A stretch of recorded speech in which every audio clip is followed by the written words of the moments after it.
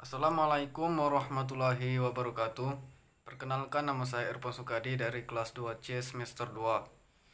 Saya akan menjelaskan soal dan jawaban UTS mata kuliah Al-Quran Hadis. Soal yang pertama, apa yang dimaksud dengan pengertian kedudukan dan fungsi Al-Quran? Jelaskan dengan contoh. Al-Quran adalah kitab suci agama Islam yang diyakini oleh umat muslim sebagai wahyu Allah yang diturunkan kepada Nabi Muhammad SAW melalui perantara malaikat Jibril. Al-Quran memiliki kedudukan dan fungsi yang sangat penting dalam kehidupan muslim. Berikut adalah penjelasan mengenai kedudukan dan fungsi Al-Quran beserta contohnya. Yang pertama, kedudukan Al-Quran. Al-Quran sebagai sumber hukum utama dalam Islam. Ketentuan-ketentuan hukum dalam agama Islam yang berkaitan dengan ibadah, muamalah, hukum pidana, dan lain-lain berasal dari Al-Quran. Contohnya, hukum-hukum tentang sholat, puasa, zakat, dan haji terdapat dalam Al-Quran. Terus yang kedua, Al-Quran sebagai panduan hidup dan memberikan petunjuk bagi umat muslim dalam menjalani kehidupan sehari-hari.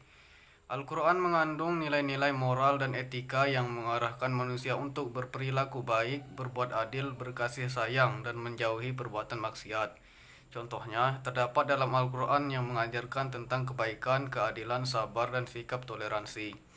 Terus yang ketiga, Al-Quran sebagai pedoman ibadah, yaitu menyediakan petunjuk dan rambu-rambu dalam melaksanakan ibadah-ibadah yang dianjurkan dalam Islam. Misalnya memberikan petunjuk tentang cara melaksanakan sholat, membaca Al-Quran, berdoa, dan berpuasa. Contohnya dalam Al-Quran terdapat ayat-ayat yang menjelaskan tentang tata cara sholat, tata cara membaca Al-Quran dengan baik, serta ketentuan-ketentuan terkait ibadah puasa. Dua, fungsi Al-Quran. Al-Quran sebagai petunjuk spiritual, yaitu memberikan petunjuk spiritual yang menghubungkan individu, meningkatkan keimanan serta ketakwaan seseorang. Al-Quran ibadah dan doa. Contohnya, membaca dan merenungkan ayat-ayat Al-Quran dapat memberikan ketenangan batin dan memperdalam pengalaman spiritual dengan Tuhan. Al-Quran berisi ayat-ayat yang menginspirasi dan juga memperkuat hubungan individu dengan Allah melalui Al-Quran. Yang kedua, Al-Quran sebagai perubahan sosial, yaitu memiliki potensi untuk membawa perubahan sosial yang positif. Al-Quran mendorong umat muslim untuk berbuat kebaikan, berlaku adil, menjaga persatuan, dan memerangi segala bentuk ketidakadilan dan penindasan. Contohnya, seperti Al-Quran yang mengajarkan tentang persaudaraan, keadilan, dan kepedulian terhadap orang miskin dan terpinggirkan dapat mendorong umat muslim untuk terlibat dalam kegiatan sosial yang bermanfaat.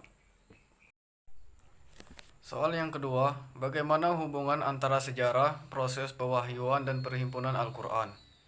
Hubungan antara sejarah, proses pewahyuan, dan perhimpunan Al-Quran adalah penting dalam pemahaman dan pengkajian Al-Quran sebagai teks suci dalam agama Islam.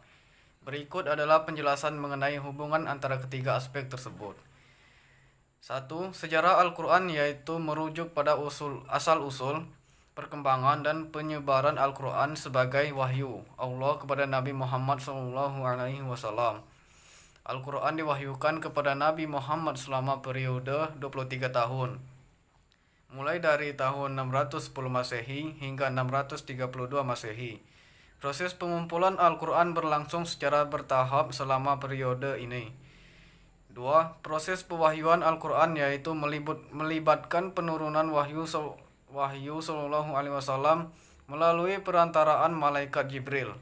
Nabi Muhammad menerima wahyu tersebut dan ditransmisikan secara lisan kepada para sahabatnya dan umat Islam. Pewahyuan Al-Quran terjadi kepada Nabi Muhammad sebagai petunjuk dan pedoman bagi umat. 3. Perhimpunan Al-Quran, yaitu merujuk pada pengumpulan dan penulisan Al-Quran dalam bentuk tulisan setelah masa pewahyuan. Selama masa Nabi Muhammad, ayat-ayat yang diwahyukan secara lisan dihafal oleh para sahabat dan dituliskan pada berbagai bahan yang tersedia, seperti kulit, tulang, atau daun kurma. Dan pada masa Khalifah Utsman bin Affan, terjadi proses standarisasi, yaitu penyusunan Al-Quran menjadi sebuah kitab sebagaimana yang kita kenal saat ini. Contoh hubungan antara ketiga aspek tersebut, yaitu dengan mempelajari sejarah Al-Quran, kita dapat memahami konteks di mana wahyu tersebut diturunkan dan bagaimana ia memengaruhi masyarakat pada saat itu. Melalui pemahaman proses pewahyuan, kita dapat menghargai peran Nabi Muhammad sebagai perantara wahyu Allah, serta pentingnya pemahaman dan transmisi lisan ayat-ayat Al-Quran. Sedangkan dengan mempelajari perhimpunan Al-Quran, kita dapat memahami bagaimana Al-Quran ditulis, disusun, dan disampaikan dalam bentuk kitab. Dengan mempelajari hubungan antara sejarah, proses pewahyuan, dan perhimpunan Al-Quran, kita dapat mendapatkan pemahaman yang lebih menyeluruh tentang Al-Quran sebagai wahyu Allah yang diwahyukan kepada Nabi Muhammad SAW. Soal yang ketiga, bagaimana saya meyakini kemukjizatan Al-Quran? Al-Quran sebagai sebuah kitab suci dalam agama Islam. Al-Quran diyakini memiliki kemukjizatan yang unik. Kemukjizatan Al-Quran merujuk pada sifat-sifat luar biasa yang terkandung di dalamnya, baik dari segi bahasa, pengetahuan, dan pemenuhan tantangan untuk menghasilkan sesuatu yang serupa. Berikut adalah beberapa contoh kemukjizatan Al-Quran, yaitu keunikan gaya bahasa Al-Quran yang luar biasa, sehingga tidak seperti bahasa Arab pada umumnya. Bahasa Al-Quran memiliki keindahan dan kekuatan yang luar biasa, sehingga tidak mungkin dihasilkan oleh manusia biasa. 2. Sejumlah ayat di Al-Quran menyebutkan tentang fakta-fakta ilmiah yang pada saat itu belum diketahui oleh manusia. 3. Konsistensi dan akurasi isi Al-Quran yang luar biasa. Walaupun ditulis dalam jangka waktu yang lama, Al-Quran tidak mengalami perubahan yang signifikan. Seluruh isi Al-Quran tetap konsisten dan akurat, baik dari segi narasi maupun pesan moral yang disampaikan kepada manusia. Kemukjizatan ini menjadi sebuah bukti keabsahan Al-Quran dan kebenaran agama Islam sebagai wahyu ilahi. Soal yang keempat, buat contoh kegiatan penafsiran Al-Quran menurut analisis saya. Sebagai contoh kegiatan penafsiran Al-Quran yaitu pada metode tafsir maudu'i, yaitu dalam surah Al-Baqarah ayat 219. Allah menyebutkan tentang kebiasaan meminum minuman keras dan perjudian. Dalam konteks sejarah pada saat turunnya ayat ini, masyarakat Arab seringkali mabuk-mabukan dan melakukan perjudian sebagai hiburan. Oleh karena itu, ayat ini diturunkan dengan maksud untuk melindungi masyarakat dari bahaya minuman keras dan perjudian. Dari tafsir maudu'i ini, kita bisa memperoleh pemahaman bahwa Al-Quran diturunkan untuk mengajarkan nilai-nilai moral dan etika yang berguna bagi kehidupan manusia. Soal yang kelima, jelaskan perbedaan pokok-pokok ulumul Quran dan metode penafsiran Al-Quran dan apa hubungan keduanya dalam proses pembelajaran. Yang pertama perbedaannya yaitu, perbedaan utama antara pokok-pokok ulumul Quran dan metode penafsiran Al-Quran adalah bahwa ulumul Quran merupakan landasan teoritis dan metodologis dalam memahami Al-Quran. Sedangkan metode penafsiran adalah cara praktis untuk menerapkan konsep-konsep teoritis tersebut. Dalam hal ini, ulumul Quran bersifat universal dan tetap. Sedangkan metode penafsiran dapat berbeda-beda tergantung pada konteks dan kepentingan penggunaannya. Yang kedua, hubungan. Hubungan antara pokok-pokok ulumul Quran dan metode penafsiran Al-Quran adalah